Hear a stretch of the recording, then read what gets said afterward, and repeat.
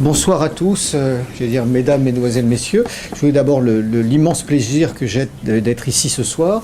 Et puis je me retourne vers l'organisateur parce qu'ayant moi-même organisé pendant longtemps des conférences, je sais tout le travail énorme, parfois ingrat, et je trouve que c'est extraordinaire d'avoir un public aussi nombreux. Pour la petite histoire, en plus, je suis ici avec plaisir parce que quand j'ai quitté la marine pendant quelques années, même pendant, je crois, 3 ans, nous nous réunissions ici une fois par mois pour comploter, organiser divers coups d'État qui, évidemment, n'ont pas marché. Mais donc, c'est avec doublement du plaisir que je reviens en ces lieux. Donc je vais vous parler à peu près une demi-heure enfin en tout cas sur ma présentation des questions de services de renseignement. Je vais commencer peut-être par vous dire pourquoi est-ce que j'aime le renseignement, parce que généralement quand on s'intéresse à ces choses-là en France, on considère qu'on souffre d'une pathologie grave, qu'on est pervers, qu'on est à la limite tordu, voire débile, parce que c'est une sorte de maladie congénitale dans l'inconscient collectif français de s'intéresser au renseignement. Et indépendamment du fait d'avoir pendant quelque temps servi la République dans un de ces organismes, plus le temps passe, plus je m'aperçois que le renseignement est quelque chose d'utile. Ça va peut-être vous surprendre, mais pour moi c'est une arme de paix. C'est une arme de paix, c'est-à-dire que c'est le moyen par lequel on peut anticiper les paranoïas, par lequel on peut mieux comprendre l'adversaire, parfois discuter avec lui, et que si on mettait plus de moyens dans le renseignement au sens large, que ce soit en protection ou en offensif, je pense que peut-être nous aurions moins d'affrontements directs. Je ne crois pas que l'antagonisme entre les peuples ou entre les nations disparaîtra, mais quand on le gère avec des moyens de renseignement, on peut parfois arriver à quelque chose de plus, peut-être de plus astucieux et de moins violent. Donc c'est aussi une des raisons pour lesquelles je milite sur ces questions de renseignement, parce que je crois que c'est une autre façon de voir les choses. Elle amène à avoir une compréhension, à rechercher des connaissances, à avoir des points de vue et ce qu'on appelle des positions de perception très différentes de ceux des militaires ou des policiers, qui sont aussi utiles, je ne dis pas ça, mais ça amène généralement une autre perception des conflits internationaux. Avant de vous parler des services français, puisque vous avez compris au titre provocateur que nous avons choisi avec l'éditeur pour le livre, alors que nous posons sous forme de question, hein, ce n'est pas une affirmation mais bien une question, il y a trois raisons pour lesquelles il y a des aspects critiques dans ce livre, mais il n'y a pas que des aspects critiques. La première, parce que nous sommes les héritiers de Descartes et que la pensée de Pascal, et que la pensée critique est dans nos gènes. À chaque fois que je vais à l'étranger, je suis frappé par nos défauts et nos recours systématiques à la critique. C'est vrai que nous sommes le peuple de l'autosatisfaction et de l'autoflagellation en même temps, et que nous avons de toute façon un esprit critique infiniment plus développé que nos voisins européens. Deuxième aspect, je crois que quand on croit en son pays, quand on croit en l'avenir, le renseignement est un sujet sur lequel il faut de toute façon émettre des critiques, parce qu'il n'est pas, sans être mauvais, il n'est pas aussi bon qu'il le devrait. Et puis vous allez voir après, sur les aspects techniques, il y a vraiment des domaines dans lesquels la critique doit être faite. Et finalement, c'est un peu la trame de mon livre. Je ne critique pas tant, voire pas du tout, ou presque pas, les femmes et les hommes qui chaque jour travaillent dans les services à notre sécurité. Je critique beaucoup plus, parce que, à mon avis, le nœud gordien du problème se situe là. La façon dont nos dirigeants politiques, finalement, depuis l'Ancien Régime jusqu'à nos jours, n'ont jamais compris l'utilité que nous pouvions tirer du renseignement. Ce qui me frappe, déjà dans la perception que nous avons du renseignement en France, c'est que de toute façon, nous n'utilisons pas les bons mots pour parler des services. Alors, mesdames, excusez-moi, je vais probablement tuer un mythe et vous allez toutes être déçues, mais déjà, je vais commencer par vous dire que James Bond n'est pas un agent secret, puisque c'est au sens propre un officier des services de renseignement de Sa Majesté. Mais déjà, la façon dont la presse systématiquement, et vous le voyez, je pense tous les jours dans nos quotidiens comme dans nos hebdomadaires, parle du renseignement, nous avons de toute façon une dénomination extrêmement faussée sur les termes. On parle de manière tout à fait mélangée d'un service secret, d'un service spécial, d'un service de renseignement, qui sont trois réalités différentes. On appelle un agent secret, c'est un indique en fait. C'est la personne que vous recrutez et que vous manipulez pour faire le sale boulot à votre place. C'est celui qui est arrêté et pendu quand le contre-espionnage adverse découvre la manœuvre, alors que l'officier de renseignement qui travaille en général sous couverture diplomatique est expulsé. Donc on a déjà dans notre approche du renseignement une imprécision sur les termes et sur les réalités que comporte ce métier. Et dans ce livre, Les services secrets sont-ils nuls, j'ai essayé de démontrer un petit peu notre réaction, notre pensée vis-à-vis du renseignement, avant de rentrer dans des aspects plus pratiques.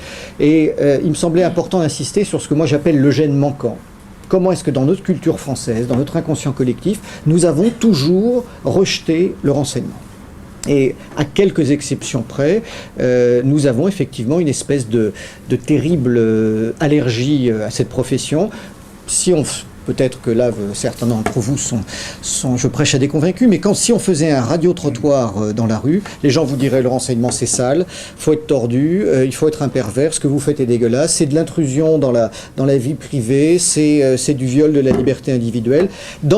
Pour la grande majorité des Français, quand c'est pas le fantasme le plus extraordinaire, on est effectivement dans la défiance la plus totale. Et cette défiance est particulièrement prononcée chez nos dirigeants politiques, qui à la fois sont eux-mêmes, bien sûr, issus du même moule culturel que nous tous, mais qui en plus n'ont dans leur expérience d'hommes politiques ou dans les connaissances historiques, n'ont de la mémoire que des mauvaises expériences. Donc on a un véritable handicap à surmonter, ce qui ne veut pas dire au demeurant que nous n'avons pas une minorité de femmes et d'hommes dans les services qui font depuis des générations, voire des siècles, un travail extraordinaire, mais ce travail n'est pas reconnu.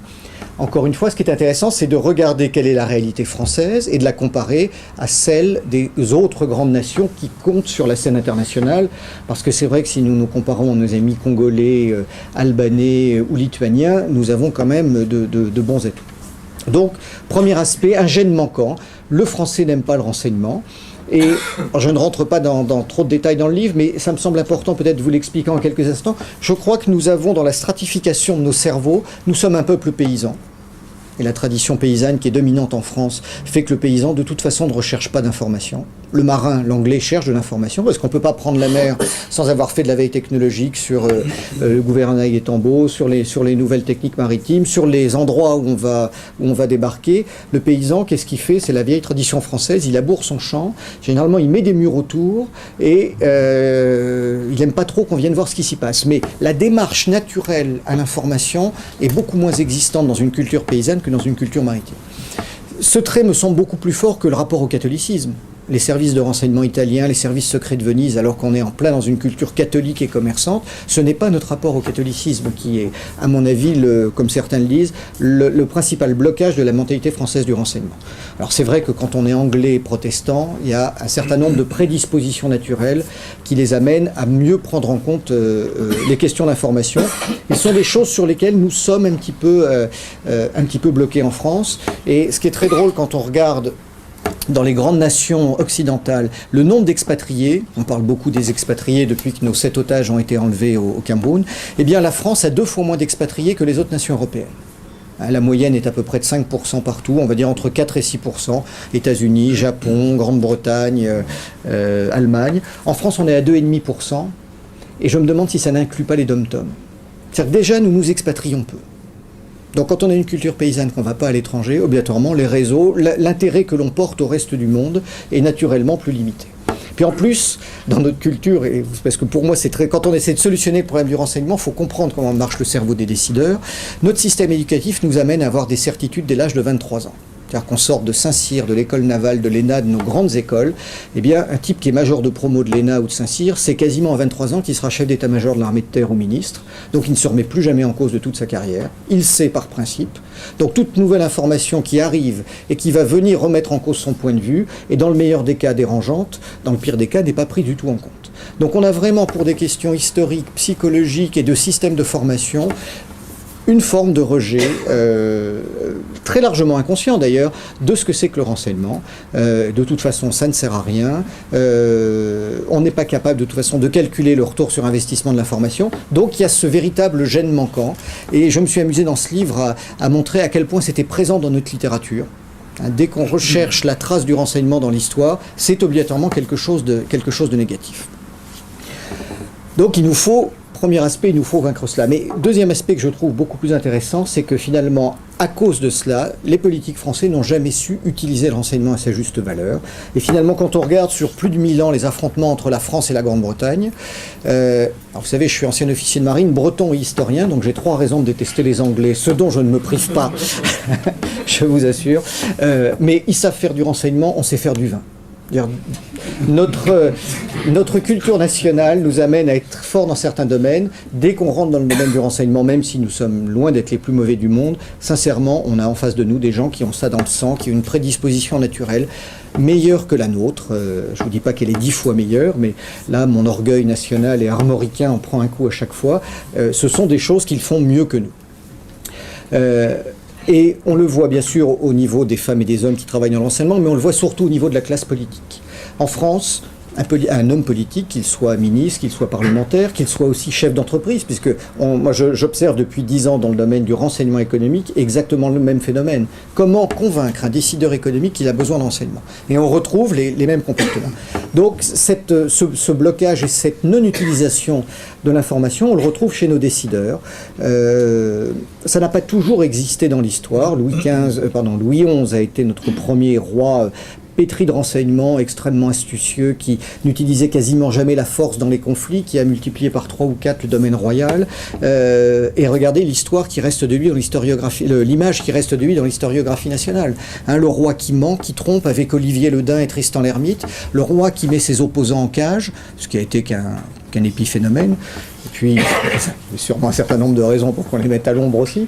Mais derrière ça, il ressort de l'histoire que le seul de nos... Enfin, ça n'a pas été le seul, mais le premier de nos grands monarques qui a compris l'utilité du renseignement, qui préférait payer ses adversaires, faire de la corruption, tromper, manœuvrer ses adversaires pour éviter d'engager le combat, ressort avec une image terrible, alors que celui qui a été le plus catastrophique de nos rois, François Ier, à qui on lui dresse des couronnes extraordinaires, il s'est planté à Pavie. Bon, mis à part avoir été le grand monarque des arts et des lettres, c'est un monarque absolument catastrophique. Et on a donc, par rapport à nos valeurs françaises, on fait cette différence. Et quand on gratte un petit peu, il me semble avoir trouvé d'où ça vient, c'est que nous n'avons pas de culture stratégique. Le français est un tacticien né. C'est-à-dire que c'est la culture du mousquetaire, on sait se battre dos au mur, un contre tous. Mais derrière ça, nous n'avons pas de vraie culture stratégique. C'est-à-dire que les Anglais, à l'opposé des Français, sont à la fois une culture maritime, une culture protestante. Ils ont un vrai sens stratégique, c'est-à-dire la capacité de prévoir à l'avance leurs coups, qui leur évite d'engager leurs forces. Et nous sommes, nous, Français, un peuple tactique par excellence. Et d'ailleurs, on continue de faire Napoléon un grand stratège. J'ai une immense admiration pour Napoléon. Napoléon a gagné toutes les batailles, ou presque, dans lesquelles il a été engagé. C'est un homme d'État exceptionnel qui a réformé le code civil et le code pénal. Mais Napoléon est tout sauf un stratège, parce qu'un stratège n'aurait jamais envahi la Russie ni l'Espagne. Et la France, aujourd'hui, aurait la Rhénanie, la Ruhr, les Pays-Bas, serait toujours dans l'Empire français. Donc on fait souvent cette confusion en termes déjà de vocabulaire et de concept. Et le fait que nous n'ayons pas une vraie pensée stratégique, naturellement, nous amène à négliger le renseignement. Je dois avouer que c'est quelque chose qui m'a toujours frappé quand j'étais jeune officier d'enseignement, c'est de voir l'incompréhension de nos élites sur ces questions-là. De se dire, de ne pas comprendre qu'il fallait intégrer l'information. Et quand j'étais jeune officier, j'ai un de mes instructeurs qui m'expliquait que juste avant que je rentre en activité, ils avaient fait un échange avec les Britanniques. Et le SDEC, à l'époque, avait demandé à ses interlocuteurs de l'intelligence service en disant « Combien de pages est-ce que vous donnez à peu près par an au gouvernement britannique ?» Et les Anglais leur disent écoutez, nous, on donne l'équivalent de 2 à 3 000 pages par an d'informations au Premier ministre et à la Reine. En France, on donnait 20 à 30 000 pages par an. Ce qui veut dire que quand vous n'êtes pas orienté par un gouvernement, je parle de renseignement extérieur, qui vous pose des questions en disant ma politique, ça peut être par exemple, j'ai n'importe quoi, annexer la Wallonie, faire en sorte que nous chassions les Anglais des grands contrats d'armement en Arabie Saoudite et en Inde, faire en sorte que, voilà un certain nombre d'objectifs stratégiques, là, votre service peut travailler, on lui donne des objectifs. En France, de tout temps, ça n'a à peine changé ces dernières années, quand vous cherchez de l'information, vous sortez un livre qui était à peu près aussi gros qu'un dictionnaire, c'était le plan de recherche gouvernemental. C'est-à-dire que sur tous les sujets, il y avait quelque chose à chercher. En fait, il n'y avait aucun axe directeur, et ça, c'est aussi un défaut. Nous avons les services que nous méritons, c'est-à-dire que quand un politique ne dirige pas, ne donne pas des axes de recherche précis à ces structures de renseignement, eh bien, toute l'information qu'elle ramène ne lui sert à rien, et ça passe, on accumule du papier et on considère que de toute façon les services ne sont pas bons et que ça ne sert à rien. Et puis, il faut aussi dire que le renseignement est un métier artistique. Ce que j'entends par là, encore une fois, c'est que nos classes dirigeantes économiques et politiques sont globalement de culture scientifique aujourd'hui. Notamment dans le monde économique, on sait que 70% des chefs d'entreprise sont des techniciens, que ce soit du CAP Tourneur-Fraser jusqu'à l'X-Mine. essayer d'expliquer la part de la chance et des aléas qui caractérisent la profession du renseignement à un esprit mathématique. Hein, vous commencez une recherche je vous donne une mission de renseignement, qu'elle soit privée ou étatique, il faut rechercher de l'information. Et le polytechnicien, je caricature et je m'excuse s'il y en a ici dans la salle, a tendance à vous dire, vous devez me faire un plan de recherche avec un T0, vous commencez à rechercher l'information. Le mois suivant, vous êtes à T0, à T+1, vous êtes capable de faire ça, et puis au bout de 6 mois, vous me ramenez l'information. Or, comme beaucoup de choses dans la vie, le renseignement est une science non exacte et totalement artistique. Pour vous donner un exemple qui sera mieux qu'une démonstration, je vais vous raconter quelque chose qui s'est passé sous Giscard à Madagascar dans les années 70. Un représentant du SDEC avait réussi à infiltrer l'entourage de personnes qui avaient prévu de faire un coup d'État à Madagascar et décroche son téléphone. Il apprend que le coup d'État va avoir lieu le dimanche suivant à Madagascar. Donc l'officier du SDEC appelle le chef de poste à Tananarive, qui appelle le chef du SDEC à Paris, qui se précipite à l'Élysée en disant « Monsieur le Président, dimanche prochain, les Malgaches font un coup d'État. » Bien sûr, le patron du service est très heureux parce qu'on passe une bonne info. Le dimanche après survient, pas de coup d'État. Alors bien sûr, ça redescend en plus fine. L'Élysée appelle le patron du SDEC, appelle son chef de secteur Afrique, et les types se renseignent.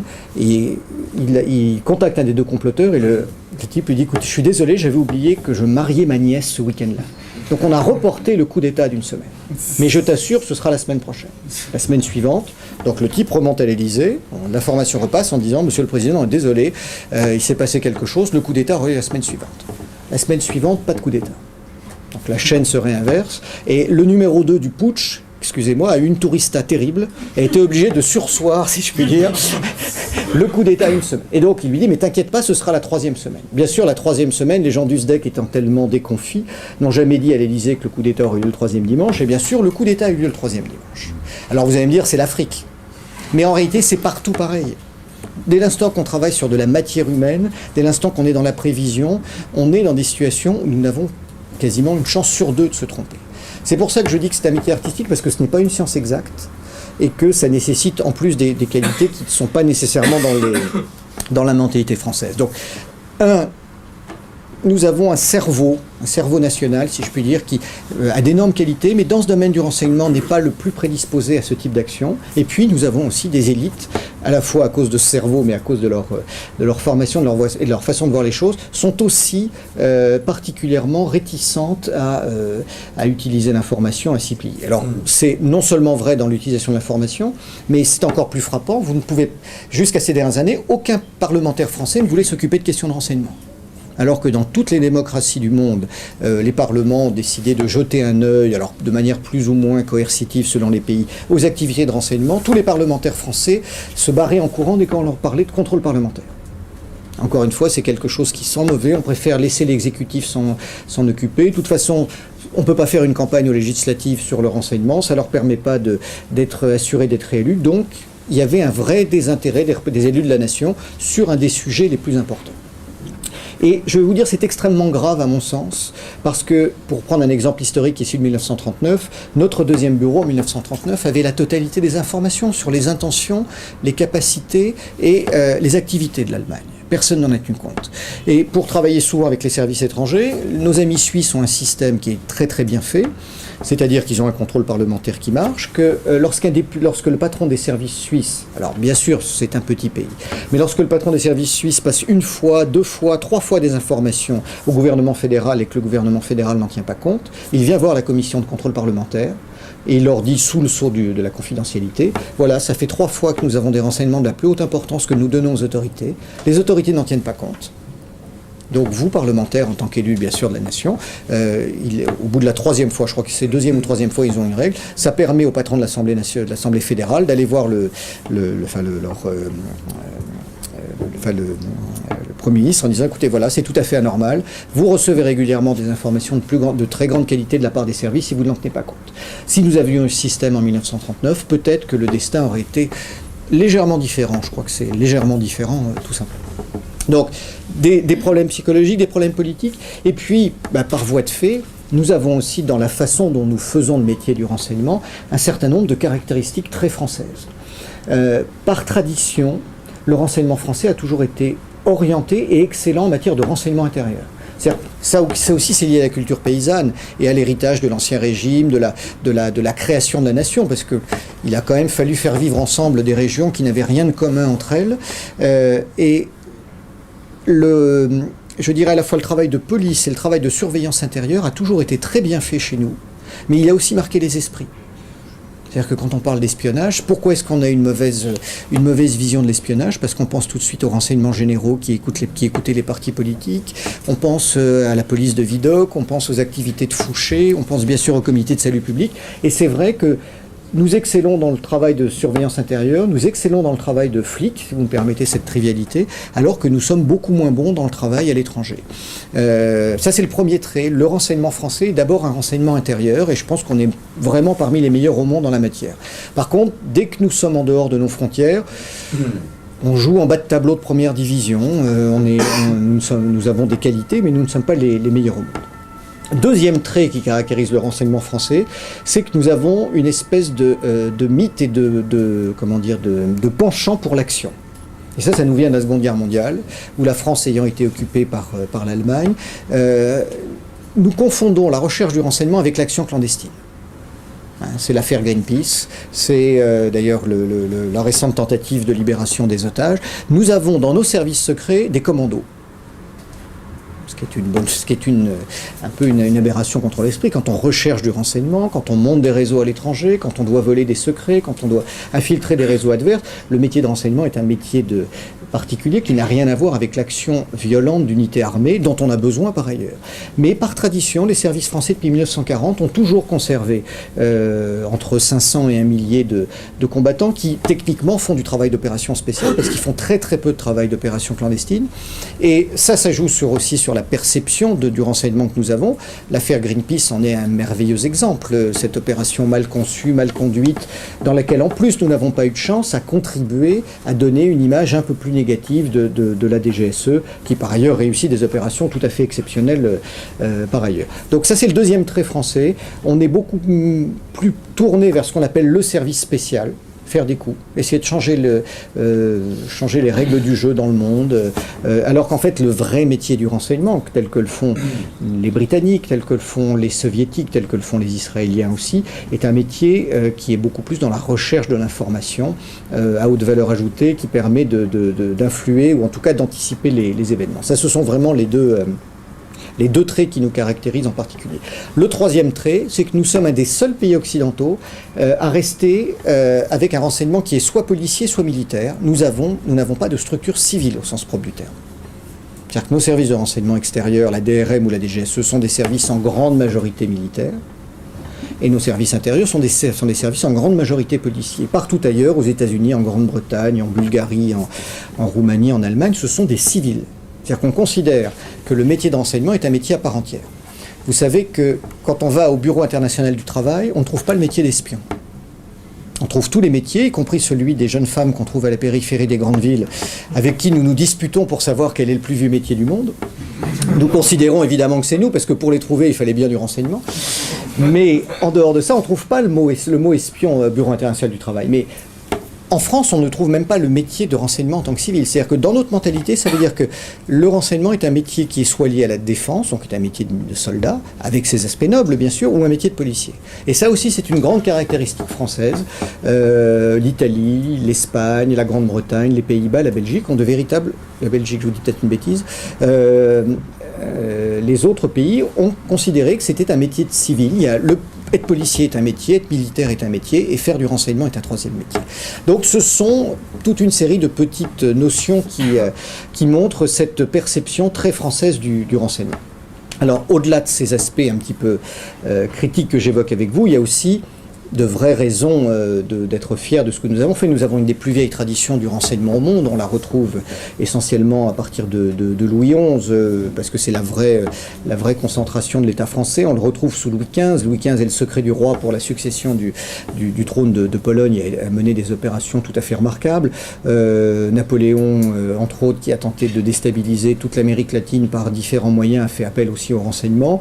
Mais tout au long de l'histoire de France, ça apparaît, ça disparaît. Ceci dit, je vous avoue qu'on trouve à peu près la même chose dans les autres grands États européens. Seulement depuis 1940, où les services sont devenus dans toutes les démocratie et dans les autres pays, des institutions permanentes. Nous nous caractérisons, alors, par deux choses, généralement des effectifs et des budgets plus faibles que les pays qui ont à peu près la même taille que nous. En France, on a aujourd'hui à peu près 13 000 personnes dans la communauté du renseignement. Les Britanniques, qui sont un tout petit peu moins nombreux que nous, qui ont à peu près les mêmes responsabilités internationales que nous, tournent à plus de 20 000. Un rapport de 1,5 avec des budgets beaucoup plus importants. Les Allemands, qui sont plus nombreux que nous, mais qui ont moins de responsabilités internationales que nous, tournent à peu près à 16 à 18 000. Les Américains sont près de 100 000. Alors vous allez me dire, ce n'est pas le nombre qui fait la qualité, ce ne sont pas les budgets qui font la qualité. Certes, mais ça traduit quand même l'importance et les moyens financiers que l'on accorde à aux femmes et aux hommes qui sont dans ce métier. Mais malgré ça, il y a quelque chose d'assez magique, et je ne sais pas dans vos activités si vous l'observez tous les jours, plus on travaille sur la question française, plus on a des raisons de se plaindre, et plus à la fin on ne comprend pas pourquoi ça marche, parce que malgré tout ça marche. Moi, j'avoue que je suis toujours absolument sidéré quand on rentre dans l'étude des ressorts de notre communauté nationale. Il y a des choses hautement critiquables, et malgré tout ça marche, et ça marche souvent plutôt mieux qu'ailleurs.